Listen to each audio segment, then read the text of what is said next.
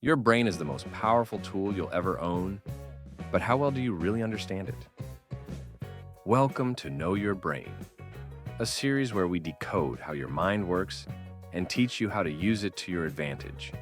Welcome to the first episode, The Art of Thinking Clearly by Rolf Dobelli, where we uncover the hidden cognitive biases that shape your decisions and how to outsmart them. Every day we make hundreds of decisions: what to eat, what to buy, and even how to react to situations.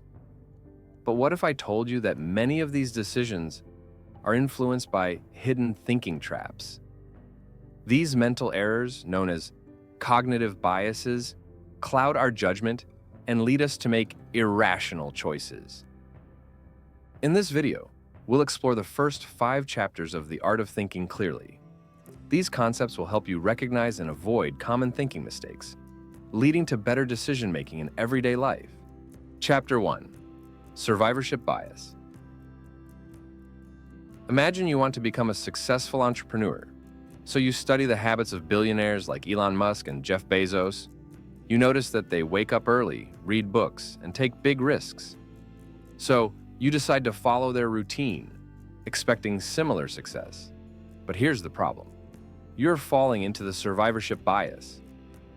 Survivorship bias happens when we focus only on successful examples and ignore the failures. For every billionaire who made it, thousands of entrepreneurs failed. But we never hear their stories because they aren't in the spotlight. To make better decisions, don't just study success stories, study failures too. Understand what doesn't work, not just what does. Chapter 2, The Swimmer's Body Illusion. Have you ever thought about joining a gym because you see fit, muscular people working out? You assume that the gym will make you look like them. But what if it's the opposite? What if they were already fit before they joined? This is the swimmer's body illusion. We mistakenly assume that an outcome is caused by a specific action when, in reality, other factors are at play. Swimmers don't have strong bodies because of swimming. Instead, people with strong, streamlined bodies are naturally better at swimming, so they succeed. This illusion affects many areas of life. Just because people at top universities are smart doesn't mean the university made them that way. They were already exceptional before getting in. To avoid this trap, always ask, what came first? The cause or the effect? Chapter 3. Clustering Illusion. You flip a coin 5 times. It lands on heads every time. You start to think something strange is happening. Maybe the coin is rigged. But actually, this is just random chance. The clustering illusion makes us see patterns where none exist. It's why people believe in lucky streaks in gambling, conspiracy theories, and even stock market trends that don't exist. A famous example is the hot hand fallacy in basketball. Fans believe that if a player makes a few shots in a row, they're on fire and more likely to keep scoring. But statistics show this isn't true. It's just randomness.